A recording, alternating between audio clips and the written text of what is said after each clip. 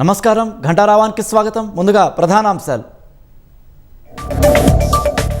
రాష్ట్ర వ్యాప్తంగా 73,39,000కు పైగా తగ్గిన ఓట్లు.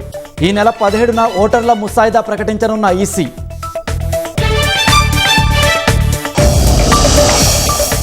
పత్తి కొనుగోలు సన్నాహక ఏర్పాట్లపై మంత్రి తుమ్మల సమీక్ష. రైతులకు మద్దతు ధర అందేలా చర్యలు తీసుకోవాలని వెల్లడి.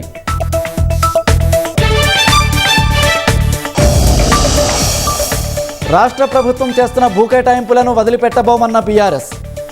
సీఎం దోపిడీ చేస్తుంటే మంత్రులు వంత పాడుతున్నారన్న కేటీఆర్.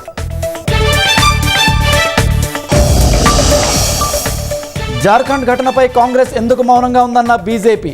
విద్యార్థుల భవిష్యత్తును కాంగ్రెస్ అంధకారంలో పడేస్తుందని విమర్శ.